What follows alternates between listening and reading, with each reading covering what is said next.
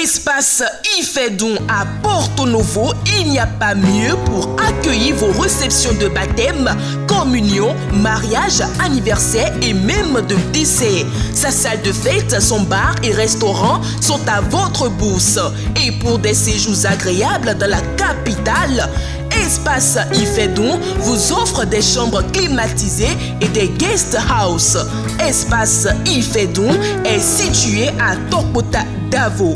Contact 00229 90 68 85 85 ou 00229 97 72 10 57.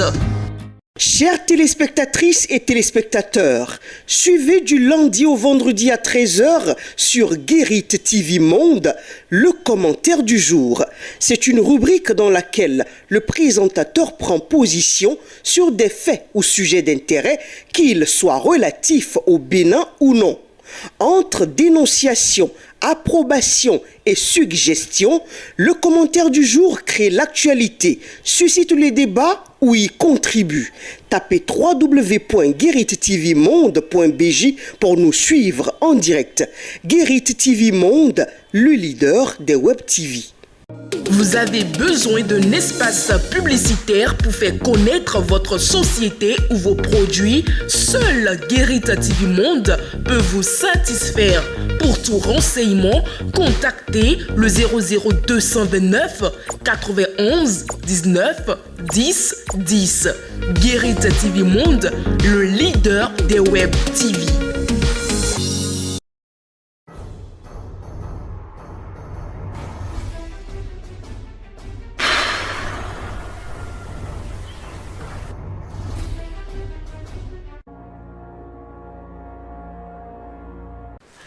C'est toujours un plaisir pour nous de vous savoir en notre compagnie. Bonjour à tous. Dans le bulletin d'information, 84 orphelins, 25 veuves sont les séquelles laissées par l'attaque meurtrière survenue à Kaobagou, faisant état d'une quinzaine de civils morts et d'une dizaine de personnes disparues. Effectivement, selon le maire de Kérou qui s'est confié à BIP FM, 84 orphelins et 25 veuves ont été recensés suite à cette attaque meurtrière. Ces orphelins et veuves ont reçu lundi 15 mai 2023 la visite d'une forte délégation du gouvernement. La délégation est allée sur les lieux avec une enveloppe de 20 millions de francs CFA. Selon le maire de Kérou, cette somme est destinée aux orphelins et veuves. L'autorité communale a rassuré que la quiétude gagne déjà les différentes contrées de la localité. Pour une lutte efficace contre le phénomène du terrorisme, la délégation gouvernementale a invité les populations à mieux collaborer avec les forces de défense et de sécurité. Le ministre d'État Abdoulaye Biotchane a fait un bilan sommaire des acquis de l'année 2022 au gouvernement syndicat. C'était au cours de la première session ordinaire de l'année 2023 tenue ce mardi 16 mai 2023. Selon le ministre d'État, les acquis au cours de l'année 2022 portent notamment sur la revalorisation des salaires des travailleurs dans les secteurs publics et privés à travers le relèvement de la valeur du point indiciaire de 3% et l'institution d'un sursalaire au profit des agents de l'État, fonctionnaires ou agents contractuels de droit public pour compter du 1er décembre 2022. En culture, à présent, les œuvres d'art contemporain béninois exposées au musée Mohamed VI à Rabat au Maroc continueront leur séjour jusqu'en juillet prochain. Ainsi en ont décidé les gouvernements du Bénin et du Maroc au thème de la première saison de l'exposition Art du Bénin d'hier et d'aujourd'hui. C'est une prolongation qui fait suite à l'engouement suscité par l'exposition et qui reste une réponse à la demande de 40 000 visiteurs de différentes nationalités enregistrés au cours de cette saison. Pendant 4 mois d'exposition au musée Mohamed VI, les 91 œuvres d'art béninois ont donné à voir aux visiteurs l'épopée des rois, des dieux vaudous, des éléments de la mémoire et du quotidien avec lesquels les artistes jouent pour créer innover et réinventer. Lors du finissage le week-end écoulé à Rabat, le ministre béninois du Tourisme, de la Culture et des Arts, Jean-Michel Abimbola, a fait remarquer que cette exposition, ponctuée de soirées thématiques, faites de conférences, d'échanges avec quelques artistes, de l'étude de contes béninois ainsi que d'ateliers pédagogiques, a permis aux enfants de se ressourcer, de s'immerger et se projeter dans cette Afrique que nous travaillons à bâtir pour l'épanouissement des générations actuelles et futures. Et 4 lauréats béninois participent aux Olympiades panafricaines de mathématiques à Kigali. Dans cet élément, découvrez les dates de la compétition et l'identité des représentants des couleurs du drapeau national. Cette compétition continentale aura lieu du 13 au 22 mai 2023 et 4 jeunes apprenants défendront les couleurs du drapeau national à Kigali, au Rwanda. Il s'agit de Fumi Peniel Sylvain Agoliagbo du CPEJ catholique, Père Georges Rouyeme de Tcharou dans le Bogou, de Fumilayo Grace Stella Boko du lycée militaire de jeune fille générale Mathieu Kérékou de Natitengu dans la Takora, de Vaillant Jean-Christian Darro du CPG Saint-Félix d'Abomey-Calavi dans l'Atlantique et de Ilham Olaïtan Adeleke du complexe scolaire Plein épanouissement Mandela de Porte-Novo dans l'UME. Mesdames et messieurs, ainsi prend fin la session informative. Tout de suite, le forum de discussion avec Charles Alban Daoui.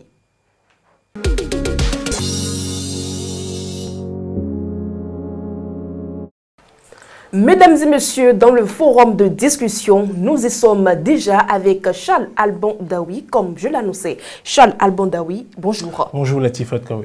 Financement public des partis politiques, quelles leçons peut-on déjà tirer? Oui, vous savez, quand on parle du financement des partis politiques, il faut penser tout de suite à la loi qui a été votée en 2019 et qui a institué donc ce financement-là.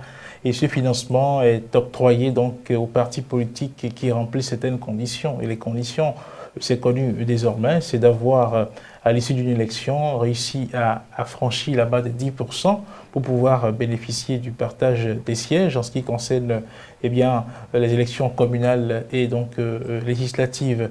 Et donc depuis qu'on a organisé les communales de mai 2020, hein, le financement là a commencé donc à être octroyé aux partis qui ont rempli cette condition-là. Donc on peut remarquer qu'à partir de 2020 à aujourd'hui, il y a eu une certaine régularité dans eh bien, le décaissement des fonds alloués à ces différents partis-là. Donc chaque fois que le budget de l'État est voté, il y a cela qui est budgétisé, de sorte que ça constitue déjà une dépense à exécuter. Et il faut saluer la chose parce que oui, on a fait la réforme du système partisan, mais le financement des partis politiques par des fonds publics constituait quand même un aspect très important qu'il ne fallait pas laisser sur le carreau. Il ne fallait pas évoquer la question sans pouvoir mettre à disposition donc les fonds. Cela aurait manqué, cela aurait constitué peut-être le talon d'Achille de cette réforme-là parce que on a voulu avoir des grands partis politiques, des partis représentatifs, mais vous savez que l'animation de la vie politique, c'est également une question de moyens, et pour ne pas que les partis soient financés par des moyens qu'on ne maîtrise pas, il était donc de bon ton qu'on fasse recours donc, à cela. Donc la première chose, c'est ça, la régularité donc, de ce financement. La deuxième chose, elle fait constater qu'au Bénin, oui, parlons d'élus, quand on a des élus au Parlement, à savoir les députés, quand on a des élus communaux au Bénin, un élu communal a plus de valeur qu'un député. Hein, financièrement parlant, parce qu'on se rend compte que les partis qui ont plus d'élus communaux ont une certaine cagnotte qui dépasse des partis qui n'ont pas d'élus communaux mais qui ont des députés. Ça a été le cas avec la part de financement reçu il y a seulement quelques heures par les partis FCBE et les démocrates. On a pu constater l'écart entre donc, ces deux partis qui est pleinement justifié par cela, parce que oui, dans la loi portant également le financement des partis politiques, dans l'article 9, il est dit que le financement est octroyé à raison de 40% au prorata des députés et 60% donc au prorata des élus communaux. Donc voilà les grandes leçons qu'on peut tirer tout de suite en ce qui concerne donc, cette question du financement donc, des partis politiques. Charles Alban Daoui, à voir les montants perçus par le parti FCBE, on se rend compte que la transhumance n'affecte pas le financement. Oui, il faut le constater, la transhumance n'affecte pas le financement politique, parce que quand on prend un parti comme FCBE qui en 2020, après les communes en 2020, s'en est tiré avec 260 sièges d'élus communaux, on peut constater que dans comment dirais-je, la vie de ce parti-là, il y a eu par la suite, notamment à la veille de la présidentielle de 2021 et bien après, à la veille des législatives de 2023, on a pu constater que beaucoup d'élus communaux de ce parti-là ont tourné leur veste et se sont donc ralliés aux partis tels que l'Union progressiste, le Renouveau et même le parti le Bloc républicain. On peut constater à l'arrivée que malgré ces retournements de veste, malgré ces transitions, cette transhumance politique-là, le financement octroyé aux partis politiques FCBE est resté tel, sinon même que ça varie quelque peu selon la période où c'est octroyé.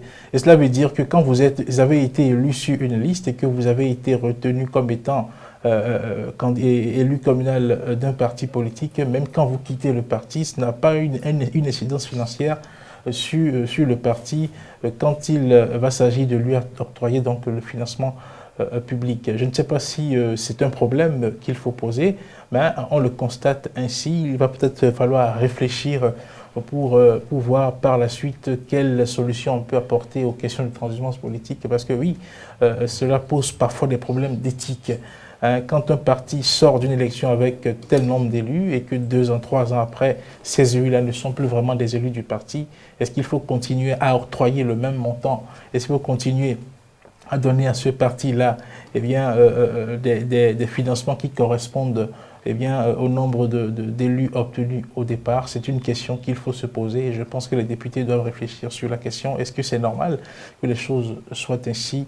C'est une interrogation et je pense que le code électoral n'est pas parfait. On peut toujours trouver des moyens, on peut encore toucher des articles pour faire donc des réajustements, puisque nous sommes dans un processus et au fur et à mesure qu'on évolue, on se rend compte comment dirais-je, des erreurs ou du moins des insuffisances que comportent les tests. Donc il n'est pas encore tard de revoir cet aspect des choses pour que oui, ceux qui sont élus d'un parti puissent savoir quelle est la responsabilité qu'ils portent en tant qu'élus de ce parti, qu'on ne se laisse pas eh bien, traîner dans tous les sens, qu'on ne quitte pas un parti pour l'autre parti juste pour des intérêts, des enjeux électoraux qui passent donc quelques mois après. Donc voilà un peu, la transhumance pour l'instant n'affecte pas encore le financement des partis politiques.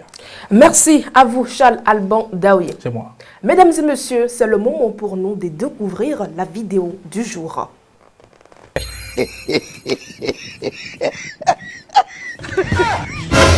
À vous, chers amis internautes, apprenez à être fort dans la tête.